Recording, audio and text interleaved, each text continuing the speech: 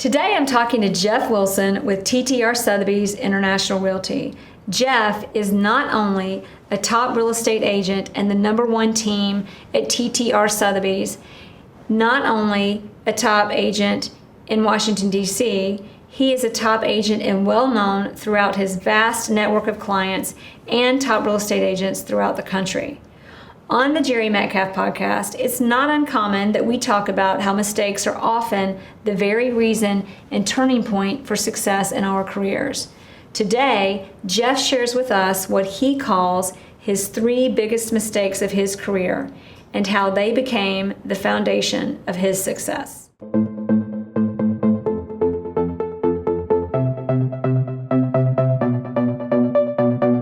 Welcome to the Jere Metcalf Podcast, where top real estate agents tell how they do it.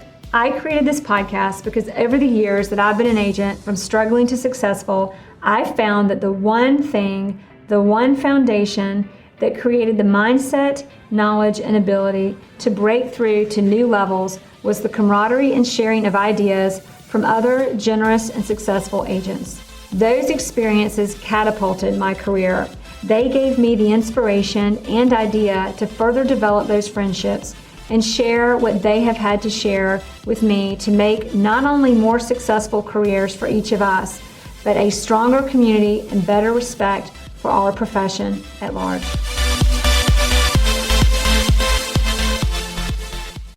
All right, everybody, it's the Jere Metcalf Podcast, where top real estate agents tell how they do it. And one of our most popular guests is back on the show with us today, Jeff Wilson from DC with TTR Sotheby's International Realty.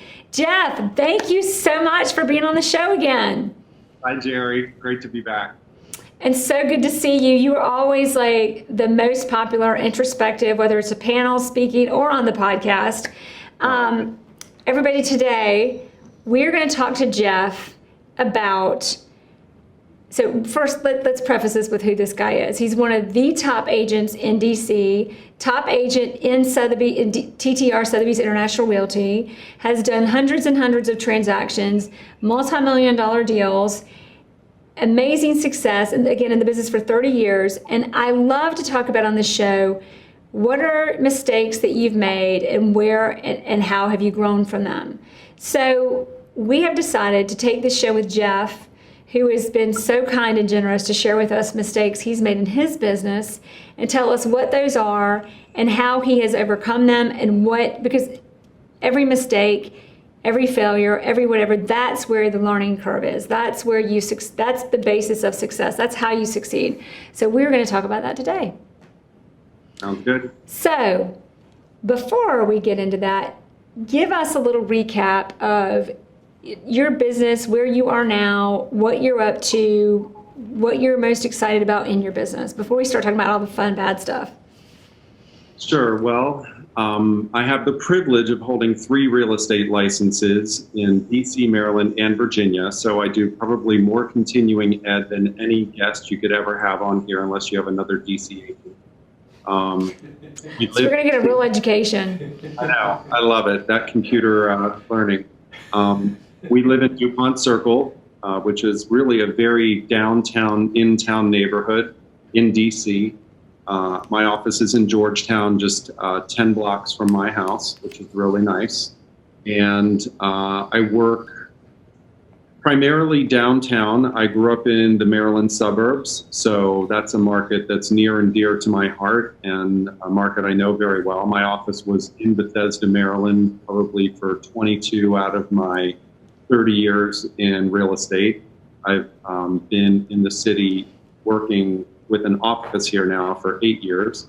And we actually are blessed enough to have a weekend house in the Virginia countryside. So some of my business has migrated out there. People buying weekend houses, horse farms, kind of bucolic country estates. And then the other piece to Virginia is that, there's parts of Virginia that are 5 minutes from my office. So that's why, most successful agents are going to cover all 3 areas. Wow, because they're pretty much, obviously they're so close together. There are some people that don't really cross the Potomac River. There's a lot of Virginia agents that aren't licensed in Maryland, or they may not be licensed in DC. Yeah. Some agents are very focused only on DC and they don't know anything about Maryland or Virginia. And I have pretty good experience in all of the various markets, and we do quite a bit of business in all three. Wow. All right, so are we going to just get straight into the mistakes? Sure. We're going to run out of time. There's been a few. So, well, I've only talked to you about 3, and if you've only got 3 mistakes, then you're doing better than any other real estate agent in business. But going into that, I love this because we're going to go through each mistake that you've made and kind of how that catapulted you into the level of success you are in now.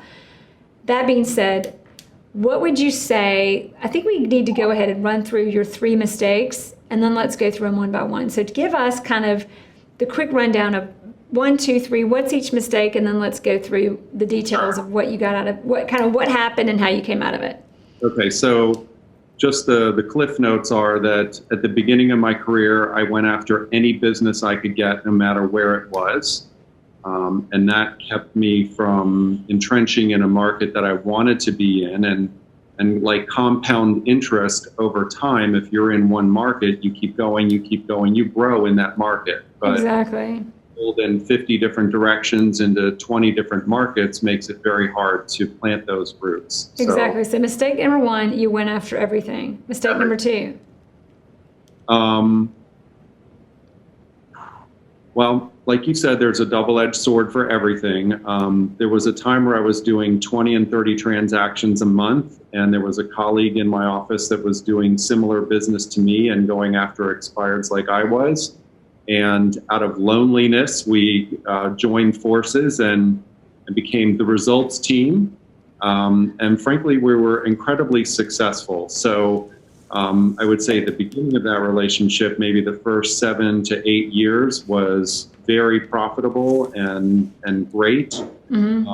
And, as is to happen in people's lives, focus changes, ideas change, desires change. And so, she was changing into somebody that didn't really want to be selling real estate anymore. And I was ramping up to need to sell more and more real estate. So what I'm saying is our business relationship changed, and we should have ended it sooner than we did. So it was probably 3 years past its expiration date. And that's hard to stay in for 3 years in a relationship that's not profitable and not very fulfilling.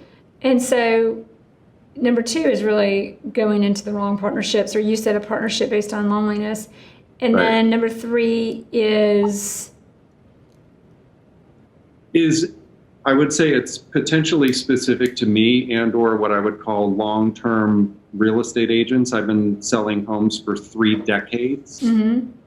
I've had hundreds and hundreds and hundreds of clients, and many of those clients were created during a time where technology is very different than it is now.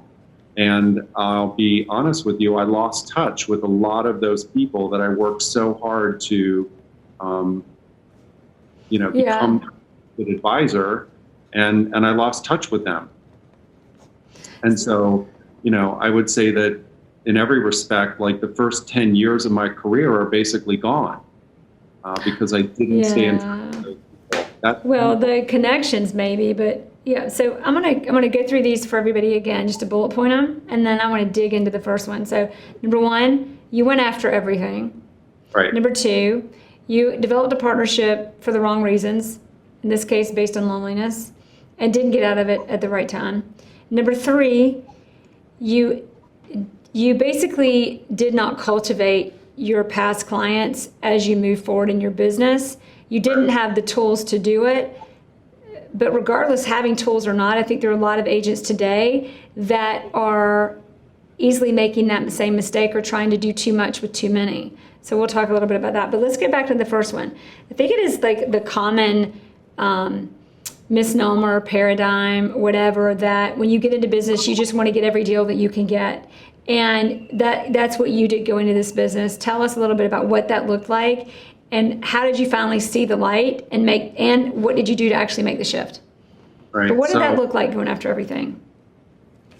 Well, I was young. I was, I think, 23 when I started, which, now remember, this is 30 years ago. 30 years ago, there were not 23-year-old real estate agents. I would say the average age of a real estate agent, and I mean this with all respect, was about 60.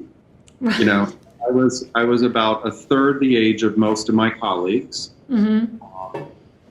And I didn't know anybody. I was just out of college. All of my friends were going for like half-price beer at happy hour. You know, these weren't CEOs or physicians or attorneys or anything yet, right? So because I needed clients, I went after what I knew to be people that needed or wanted to do something in real estate, and very specifically, that was expired listings. And where were the listings expiring? They were expiring in markets that were harder to sell in, frankly, lower price points, and further from my office than the ones right across the street. So, you know, it would be pretty routine that I would drive 20, 30, 40 minutes to get to a house for a listing appointment. And I was pounding expireds. I got very good at it.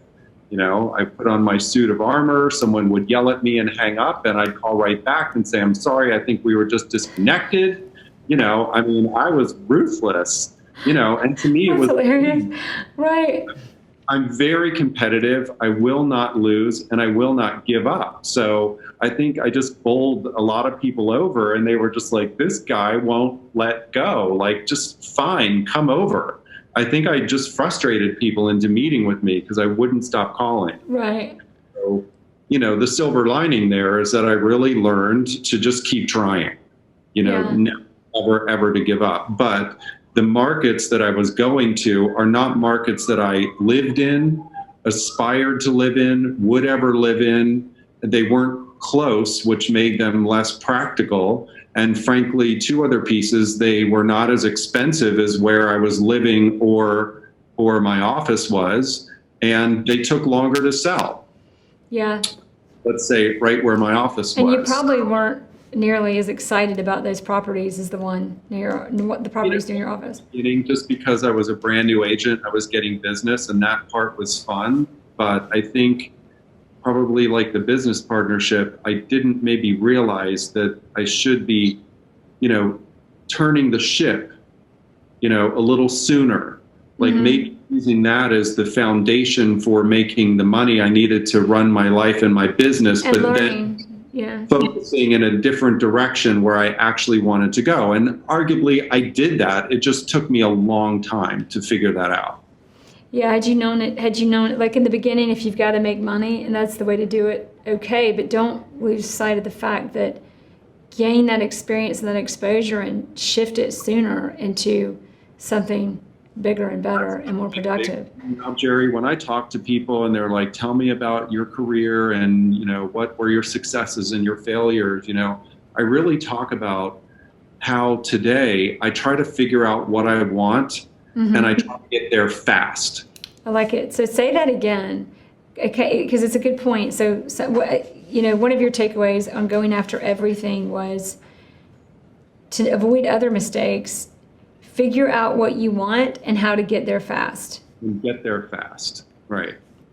So, you know, go ahead. I'm starting a new farm. You know, I know some people love farming, some people don't. But interestingly, my neighborhood, and I'm embarrassed to say, I used to farm it and then I stopped and now I'm starting again. You know, there's nobody dominating in my market right here. And I'm like, well, why wouldn't I? I can walk to my listing appointments. I can walk my dog and see my signs. That feels good, right? Right. It's just fun to do business at home, so to speak. And guess what? I live right in the middle of the city. Things are not inexpensive here and they sell fast. Why wouldn't I do that? But so, you know, it took me a while to kind of figure that out. And now, you know, my point is get there fast. So we laid out a 1-year marketing campaign for my neighborhood and we put 4 events there, you know, spread out every 3 months. And I just said to my team this morning, I'm like, we're not waiting 3 more months to throw another event. We're throwing an event in June. We're throwing an event in July. We may throw an event in August and September and October and November. I'm not waiting.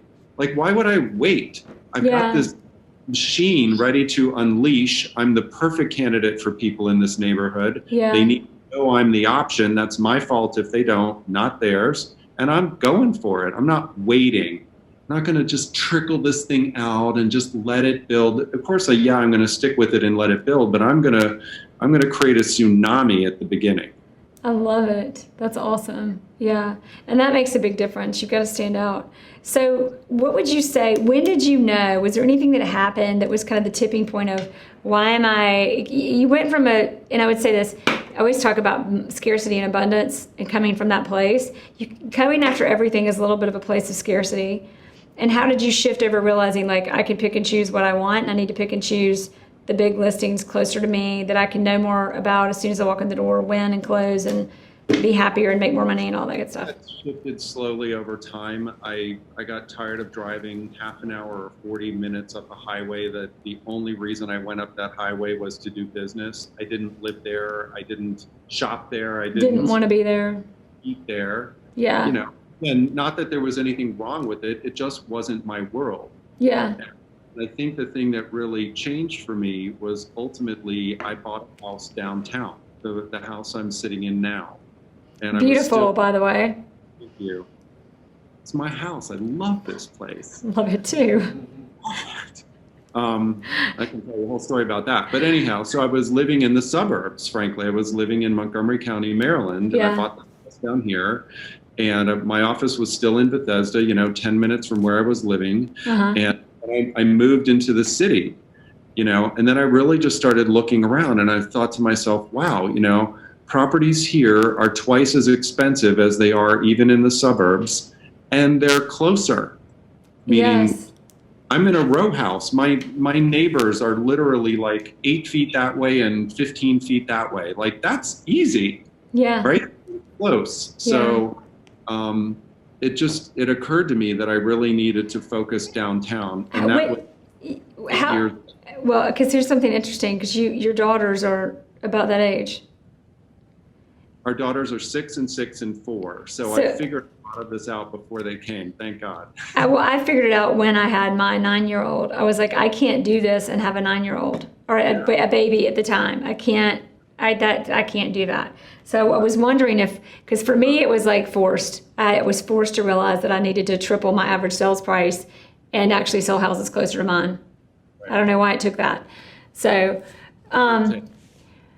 what would your advice be to someone who is in a place where they're still going after everything? How do you shift how do you decide how to do what do you do, and how are you sure it's going to work? Because most people's fear is like, but what if it doesn't work? Well, I mean, the thing is, what you focus on expands. And so, if you're in one market and you want to move into another market, you could go cold turkey and give up your current market completely and just hope for the best.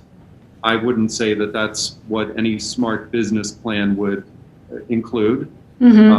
Say that it needs to be like a shift, but, just hoping to be an agent in the new market, hope is a lovely thing, but it doesn't bring you any money usually, right? So what's your plan? Do you have a plan? Like, when I decided I wanted to go after my neighborhood here, DuPont, hard, put it out. Yeah. I was inspired. I was thinking about stuff and ideas were coming to me. And so, I'll tell you, I'm having a garden party in 3 weeks. You are all about the parties. I love it. We just did our front garden. It was an absolute mess while we were in a lawsuit with the neighbor for a number of years. And it just was like wild tomatoes were growing. I refused to pull a single weed. We were the blight of the neighborhood. And I'm not kidding you. It was horrible. And I just had to ignore it because I wasn't going to give in until we got our way, which sounds really stupid, but we have a stunning garden. Right. People walk by it every day and compliment me and say, thank you, it's so beautiful. We're so glad you did this. Long story short, that guy was crazy. I had to deal with it. But now we have a beautiful garden that's totally notable in our neighborhood. I put a statue out there. It's crazy, but it's beautiful. Oh, wow. Yeah. my point is, I'm throwing a garden party. All these people walk by my house. So I've got a beautiful sign. We're sticking it in the front yard that basically says, please stop by for a garden party. I mean, literally anybody Oh, how fun. walks by my house. And we're also doing a mailer and all kinds of things. But, so my point is I set my goal of how many houses I wanted to sell in DuPont. And then the ideas started coming. And as they were coming, I started writing them down. And then I put it on a calendar and I'm like, here's my 12 postcards. Here's our 4 events. And now, like I just mentioned to you before, I'm compressing that. I want it to go faster. So I'm not waiting 3 months to our next party, which is a dog portrait party. I mean, I walk my dogs. Oh, I love that. Oh my gosh, you're so clever. Dog portrait party. How smart. So many dogs, right? So, I walk my dogs at 6 a.m. The dog walker walks them at noon, and I'm back out around 7 or 8 or 9, depending on the evening. I see probably 20 dogs every time I'm walking. So we're going to do the same thing. We're going to mail to the neighbors, come for free dog portraits. I'm going to hand out the invitations to the people I see who actually have dogs as we're walking. Yeah. And we're sign out front, right in my yard, that says, come by for free dog portraits. I just want to meet people. That is so brilliant. Yeah. So it's about inspiration. So my point in answering your question is, like, if you want to move into another market, if you want to open a new market, you need a plan. Wait, you need a what? Say that again. You need a plan. Uh-huh. What's your plan going to be? Are you going to do 6 mailers, 12 mailers, 15 mailers? Just start with the framework and then work your way into the detail. Exactly. And go ahead. I'll say is, no offense to all of us fancy real estate agents, we're not that special. And pretty much anybody can do what we do. So there's absolutely no reason that somebody focused in working into a particular market can't get there. There's just no reason. No, I agree. I remember, to your point, I remember the neighborhood I specialize in now. Well, I was selling houses for out in Cherokee County for $250,000. And I would drive through the neighborhood I sell in now where the average sales price is over $1 million. And I would think, how do people get listings in here? It's impossible. These people don't even want to talk to you. And now I've become the go-to, but it's like you said, one day, for me, I had to have kids to put that, I had to be in a position where I had to do it. I only had so much time, needed to make more money, and we were in a recession, and or coming out of a recession, thank goodness. But making that shift into putting yourself in the position to win that business, because you do have to have a lot of skills that are important, but if you just do it, it's going to make it. And you make me think of the book Relentless. You may have seen me post this on social media 6 months ago, but I love a quote in there that it says, and it brings it back home to shifting markets. To have what you really want, you must first be who you really are. Who you really were was not selling houses 30 minutes from your house. Selling houses in the lifestyle, because houses are more than houses, they're lifestyle, right where you were. That was a lot more aligned with who you were. And having these events, by the way, is really a lot more of who you are. It's so you. I love that. I love that. I am not. I've ever thrown. I mean, there is no fuss or muss. There's no caterer. There's no cleaning the house for 10 weeks beforehand. There's not invitation. I don't even know the people I'm mailing to. I love that. That's genius. I do things for my clients, but it's so easy. So what do you suggest for people who don't entertain at their house all the time? Because I have one. Here I go again, Isaac. I'm interviewing myself. I don't know. I think you already answered your own question. It's what? Who are you? Yeah, I think it's if you're a content person, obviously you're a big Buffini person. He talks about character and competence. You can focus on the competence component of marketing that gives the data, but finding the people that you align with and doing things with them that are doing things in line with that. But you've already answered the question, because for me it was a lot more of, I would do lunches at the country club where the neighborhood is where I sell, and that helped me align. But I was really focused on getting the content and data out that nobody else was putting out on the neighborhood to say, hey guys, did you know that last week these houses sold, the market's doing this? And nobody was giving that information. It was like 0 listings to like 7 listings in 30 days because I built up a level of competence and information that nobody else had access to.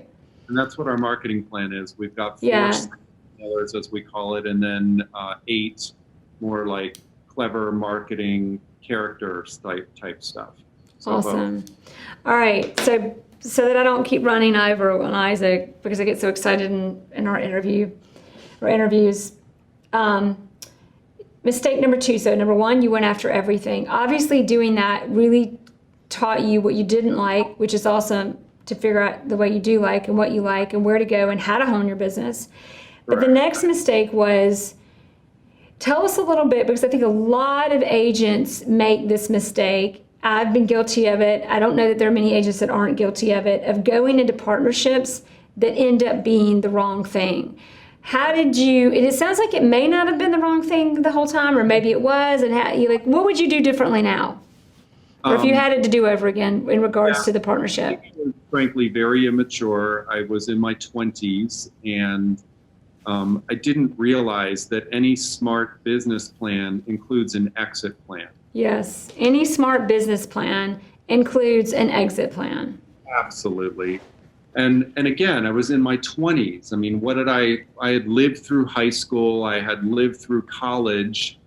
I don't mean to sound naive, but in reality, I had never really been in business before. I hadn't seen a lot of life happen, and I hadn't been through maybe major changes in my own life, right? I was kind of I was where I was. Mm-hmm. And now that I'm in my 50s, I've seen people, including myself, decide they want to work more, decide they want to work less, move to another city, get married, get divorced, have kids, lose parents and lose siblings. I mean, there's just, life happens, and to expect that somebody is going to stay in the exact same place as the exact same person they were the day you just shook hands and said, we're in business together, is unrealistic.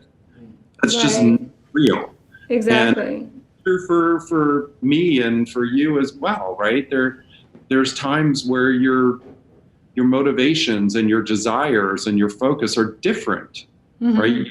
Said I had a kid and suddenly I couldn't do what I was doing. I didn't want to do what I was doing. If you had a business partner in that other market, that person would probably be like, what the heck happened to Jere? She used to be here every day and now she's the worst business partner ever. It's like, I just have a different focus. Yeah. So the answer to me is, before you get into anything, have it really spelled out, like how it all goes, including the exit plan. Because we had no exit plan. We were like an amazing team for basically 10 years. But the last 3 years of that, I was probably 60 to 70% of the business. Yeah. Let me tell you, when you're splitting the commissions 50-50, that's hard. And 70% of the production, the bell finally goes off and you go, this doesn't work for me anymore. Not that I don't care about you, but this is financially irresponsible for me to maintain this relationship. Exactly. And I mean, not to talk specifically about our scenario, but maybe it helps. I mean, she left the business. I technically broke up with her. It was this big harangue in our office, and it was like a big deal in the industry, apparently. Everyone seemed to want to talk about it. And I don't know how many months it took, but it was just a couple months later, she sold her house and left the business. Wow. Yeah. I mean, again, these are just circumstances. This is not, I'm not attacking her. That's not the point. Of course not. But I think it's a good point. I think the biggest thing that came out of that was, people go into deals and they're like, this is who you want what you want now. And you're thinking, this is great. There's no way things would change. There's no way they're going to be. You think in the frame of opportunity right now, not in the frame of. And I think it's important to remember that you're doing the other person a favor to think about, if this doesn't work out, What's our exit strategy? How are you or I going to be able to step away from this and maintain our friendship and our relationship so that it doesn't seem personal or everything gets emotional, but at least when it does, it's in a positive frame, not in a negative. What would be, well, go ahead. Think about the real estate contracts that we sign, between buyers and sellers. I mean, almost every eventuality is spelled out there. How's an exit? Yeah. There's the odd chance that maybe it's not in there, but we know about the pest inspection. We know how to negotiate the home inspection. We know what the timeframes are. We know when somebody gets their deposit back. We know what the requirements are when they apply for insurance. I mean, it just goes on and on and on. Everything. Hey, you seem fun. Let's go to work together. Exactly. Maybe not. Maybe not. Well, you did pretty well considering that. What would your advice be to someone who's thinking about how do you know if it is a right partnership or isn't, and how do you know and what's the best way? What did you learn about deciding what the best kind of partnership is, and what the best exit strategy is, and any other things were to consider? I mean, I will say that we were really good partners for a long time. So do I regret it? No. Do I regret, frankly, not pulling my head out of the I'm so busy, I'm killing it in real estate sand to look around sooner? I mean, I could have kept going. Yeah. Right? It could have been 4 years. And again, not against her, please. I hope if she ever hears this is not specific to her. It's more the situation. Mm-hmm. We were 50-50 partners, and life circumstances ultimately made us not 50-50 partners, right? Exactly.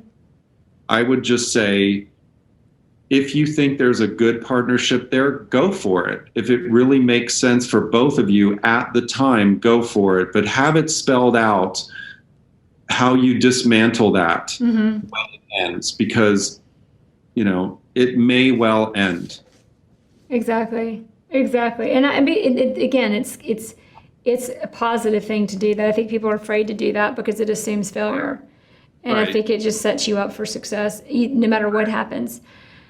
The last one. So number one, you went after everything. Mistake number one. And I love that one because I think everybody comes into this business and sometimes are in this business with the paradigm of you have to go after everything to be successful, and the reverse is true because what is the jack of all trades, expert of none, master of none. Number two, partnership. I mean, even if your goal is to dominate an entire market, what is your role of specialty and expertise to leverage talents to be able to do that in a market? Just to drive my point home. Number two, partnership based on loneliness, wrong reasons, or without an exit strategy.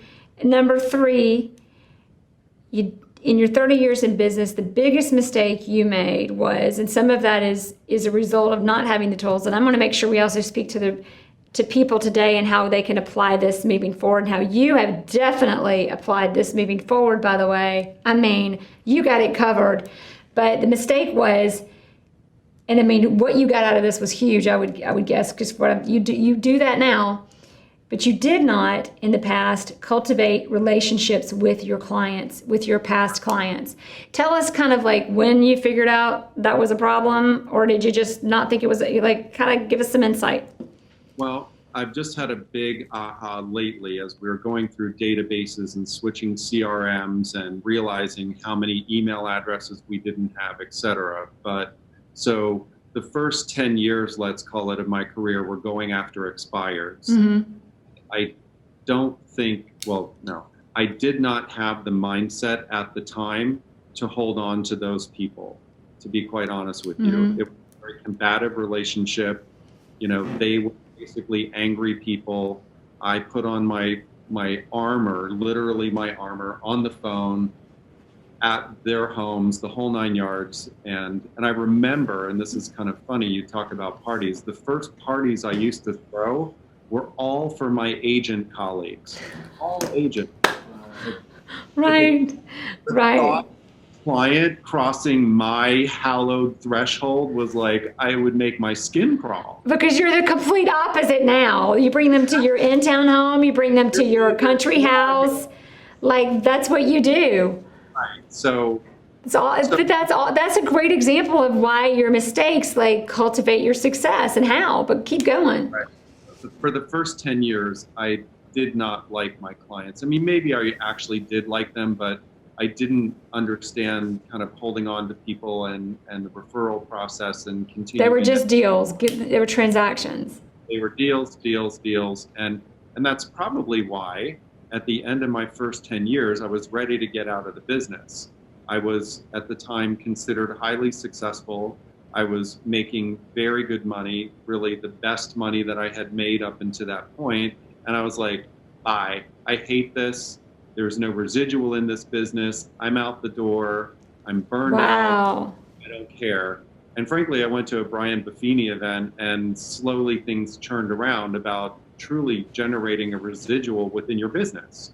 And so that, you're like, oh, there could be a residual. Right. So talk about the shift. It took a little while. I had to hold on to my old way of doing business because I still needed to pay the bills, but I had to retrain myself and the new people I was onboarding about the value of working with a referral agent versus just somebody. So the ship started to shift, I would say, for the second 10 years of my career. And those are the people that, frankly, I've done a better job of holding on to. The first 10 years was, and I hate to even use this term, but I was in my 20s and I was about the hustle. It was turn them and burn them. Yeah. I didn't turn them.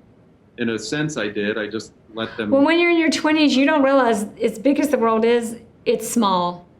Like the people you cross paths with, especially in a city even like DC or I know in Atlanta, paths cross over and over and over. And so the turn them and burn them phrase, I want to retract that. I turned them. I certainly did not burn them. I provided service for them. You know, they were frankly happy that their homes had sold when they hadn't before. But I viewed the relationship as combative and I didn't hold on to it. So that was my fault. And that's so not who you are now. Yeah. Right. The second 10 years was moving the ship into, holding on to people. And this is kind of where you and I were talking a moment ago, kind of about technology. So for the first 10 years of my career, there were no cell phones. There was no internet. I mean, MLS was on a hardwired computer in your office. It wasn't on your smartphone, which also didn't exist. Right. As we were looking back through our database of people that I worked with 30 years ago, well, guess what? Of course they had moved without me. And, we didn't have... That's painful. Right. Email addresses for them. Surprise, they didn't exist back then. So I don't think that, for most people getting into the business in even the last 20 years, which is still considered a long career, that they have that challenge of maintaining contact using the different ways that we have today. But I didn't, So I want to talk about, that's not a mistake. I think it's important to know, like, you made that mistake, but you are definitely not making that mistake now. You have some of the best email campaigns. They're so personable. They don't feel like email campaigns. They feel like your friends reaching out to you and you laugh. And I feel like I've just engaged with you and your favorite things, even though I know, I don't know how many other people got it, but I know it was a lot of other people, but it's still special. But how did you... Before we talked about that on a podcast before, everybody, but we'll talk about it a little bit again because everybody wants to know now that I've said that because it's so good. But when did you realize, like, probably Buffini, but like but even shifting, as great as Buffini is, sorry Buffini, but Jeff stuff's so much better. You shifted that. Like, when did you see it, and how did you really implement it and stick to it and have the discipline? I mean, sometimes it's like Nike, just do it. But anyway, kind of go there for us. What was that threshold? What was that breaking point? And give us like how you came out of it on where you are now and so good at it. Ultimately, it was, again, as I kept moving my hands like this throughout our discussion today, it's never been like, the Liberty Bell falling on my head and it was some big aha moment. It was just incremental shifts and different focuses. So the second years of my career was kind of stopping the expired grind. And I had enough clients who were actually referring me that became my primary source of business. And I learned to get more strategically focused on maintaining my relationships with my clients. Mm-hmm. Still a mistake in there, though, in that the number of homes that I sold was so high that I couldn't maintain the truly personal relationships with the number of people. And how many, I mean, you were selling like 20 a month or so? And how many were you selling? 15 to 20 houses a month. So Right. it was, a couple hundred houses a year at a time. And you do that for 10 years, it was a lot of people. That's a lot of people, yeah. I'm not doing those numbers now. Our dollar volume is way higher, and that's part of the migration, right? I specifically, when I moved downtown, took me a couple years, but I brought my brokerage downtown. I moved into a luxury company here in Washington, D.C., there for 4 years, and then I went to Sotheby's, where I am now. And so it's kind of just a gentle shifting of focus. And so now we're highly, highly focused on our top 100 people, highly focused. I mean, literally, I'm going to Sprinkles to go get cupcakes and drive them to a client's house today for his birthday tomorrow. I mean, that's what you get. I need to like follow you around for a month and just do what you do, because everything you do is just so, I mean, it's not like you're doing brain surgery, but it's just so thoughtful and so engaged and so aligned with who you are. Yeah. So again, all of this I think is true, comes from my core about who I am and what I do. And so we were at closing, I think yesterday or the day before, I forget, and the title attorney, he was one of the people on my list who I didn't have his birthday. And the title attorney took his license and said something to him like, "Oh, happy birthday." I'm like, yes, now's my chance. I'm like, "When's your birthday?" He's like, "Saturday." I'm like, "Great." Like now I've got his birthday, right? Without being super creepy about it. Yeah. That's awesome. And then, so, I mean, you do lenders, attorneys, everybody, or like, what's the parameter of everybody in your list, you do their birthday, or like, what's your formula? Well, I really only track about 100 people really closely. And the majority of them are indeed clients, or if they are, say, a lender, it would definitely be a lender that sent me multiple you business. Same thing with my title company. They're some of my best friends, to be honest with you. So it sounds kind of creepy that they're on my client list, but they're I'm the same way. Yeah. They're really good friends. I mean, I've vacationed before, and but I remember many years ago, Brian Buffini said, "You can systematize caring." Like so many people think like, oh, it just has to be this inspiration, spontaneous, randomly on some random day. And then you're like, and I hope I get enough of it right that like, I'm still meaningful. That's so common. That's so common. And isn't it even more caring to be thoughtful and plan ahead for the people that give you the most and care the most about you? Right. Exactly right. So that's a big push in our business right now, is to make sure we've got really good data that we can act upon. Exactly. So I love that. The shift is, I've gone from living in the suburbs and working way out in the suburbs where I wouldn't take a property there now. I have a partner who's out in that area, and I just sent him a piece of business the other day. So we still take it in, but we give it to the person who's local. Who's most specialized in it and can do the best job. So that's been the migration, moving into a luxury company. And frankly, I grew up, right? I was in my 40s when I joined the luxury company. And not that you can't do it in your 20s, you can. Right. But, I'm making this up because I know every market's different. But if you show up in jeans and topsiders in the Washington market to a listing appointment, even if you're some 20-year-old hotshot, you're not going to do well, right? But you gotta resonate with the market that you're in. You've got to at least be relatable. And frankly, I think say that again. You've got to say what you just said, because I think that's so bringing it home for everybody. To resonate with the market that you are trying to break into. It's just so foreign to you. And again, I'm using the example. If the market you're in is all about t-shirts and jeans and topsiders, And then you take that same vibe into a market where everyone's wearing a suit and a tie, and carrying a briefcase. And this isn't about looks. It's just about being relatable, right? Relatable. Do you fit where you're going? Yeah. Do you resonate with that market? Exactly. And I think that, I just grew into it. Yeah. When I bought this house in DuPont Circle, it's a notable house. I love it. I feel so blessed to be here every day. Yeah. I was in a bidding war to get it. I was bidding against the listing agent with her own buyer. I mean, it was some kind of crazy that day what I went through to get this house, but this house is me. And so, of course, I resonate with this house. Of course, I resonate with this neighborhood. Yeah. I'm faking it.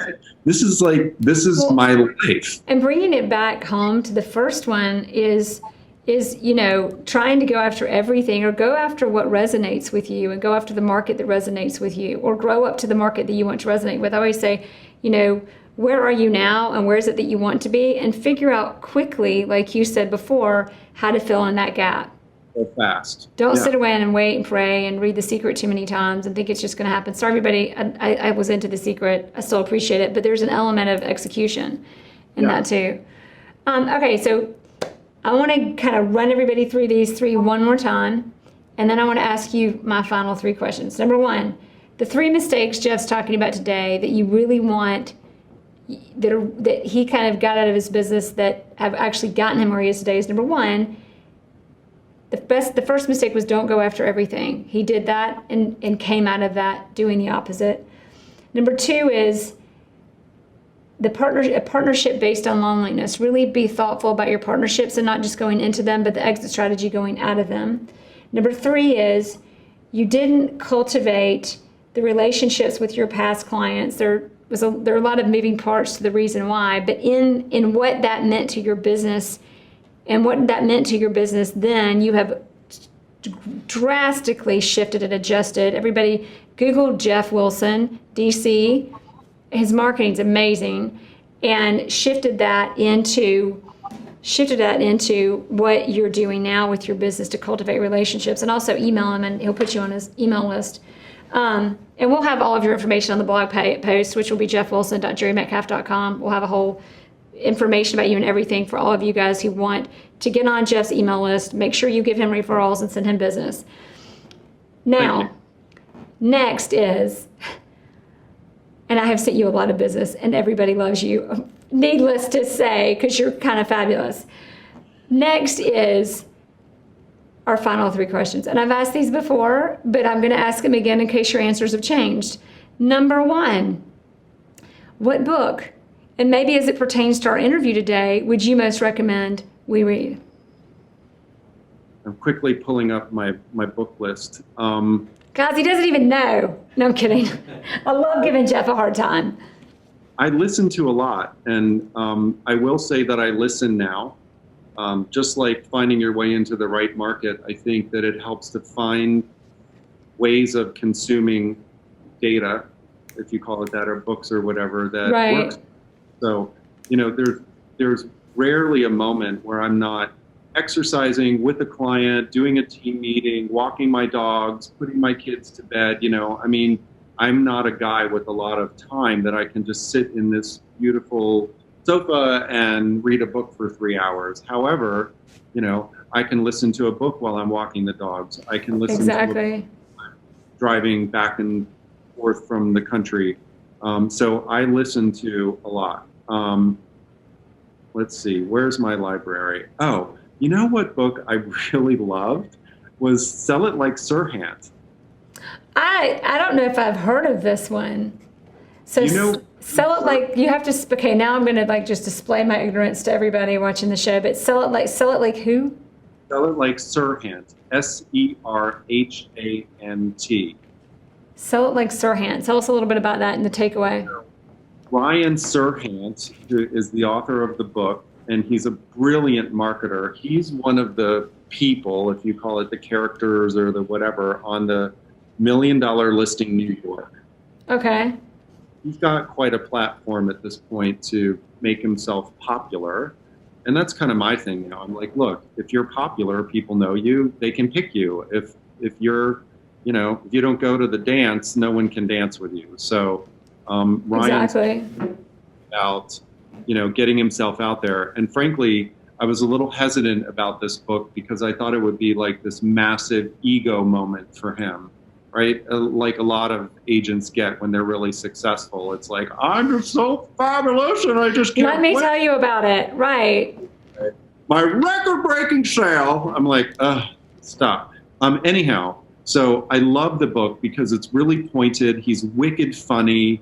I'm sure you get that if you were reading it, but listening to it, you get to hear his inflections. He's a trained actor. I love it. Well, I'm on Audibles every time I'm in my car. I just hit play. Love that book. It's a really good book. And another one that it's been pivotal. Now, Jeff, only one. I'm just kidding. Okay. No, I'm just kidding. Give us another one. I'm not going to, everybody's going to be like, what was it? What was it? All right, what's the other one? I'm going to get a million messages or not. It's called The Code of the Extraordinary. I probably gave you that book. Did I give you that book? Me? Yeah. No. I love that book. The Code of an Extraordinary Mind. Yeah. I love right after Never Split the Difference. I give the best book ever. Do you have the app? He has an app. So Vishen Lakhiani. Anyway, tell us your takeaway. I have mine, but it's your book in this situation. I subscribe to YouTube Red, which Awesome is book. $13 a month I could spend. And what I get for that are two incredible things. One is that I can watch and or listen to YouTube commercial free. Right. And it sounds crazy, but my former perception of YouTube is that it was like cat videos and ships hitting icebergs and just like eye candy. Short attention span, yeah. However, the amount of knowledge and wisdom and learning and inspiration you can also get on YouTube is unrivaled, right? Yeah. I pay for YouTube Red like $13 or $14 a month. Whatever video I'm watching, now mind you, most of them I just listen to, right? Right. Video I'm watching is commercial free, so I don't have to be in this Zen moment and hear a commercial for Geico, which drives me crazy, right? And the second weird thing that you might not ever think about is like if you're ever watching a video and you turn your phone off, it stops. And then you got to get back. It doesn't do that with With Red, if you're listening, watching something, and you turn your phone off so your screen's no longer active, it's not bouncing around in your pocket when you're watching your dog, you can keep walking your dog, you can keep listening. Exactly. Love that. And so back to Vishen, the thing that I love about it, many, many things, because I'm definitely on a journey of, bigger wisdom and bigger understanding and self-improvement, is the 6-phase meditation. Every day. Seriously, right? Have we not talked about this before? Not. Oh my gosh. That is so cool. Okay, keep going. Love this. Meditation on YouTube. It's the best. I pull it up on YouTube. I have it on the app. Yeah, so I didn't know it was on YouTube. Okay. There's like 20 of them on YouTube. There's a 13-minute one. There's one from 5 years ago, one from 1 year ago. Oh, no. I'm going to have to get on. Is it all 6-phase meditation or different? Yeah, I have the 20-minute 6-phase meditation. I do 6-phase every day. That's what I do every day. Best ever. 3 years from now, my body is shaking. I'm like, this is so I love it. So those would be my top. It is. Okay, so, because we're running out of time, we're like negative on time, but give us, your one thing, I love the one tool or whatever, I love the YouTube Red, but what would you say it is for your business? The one tool that's working well for me now? Mm-hmm.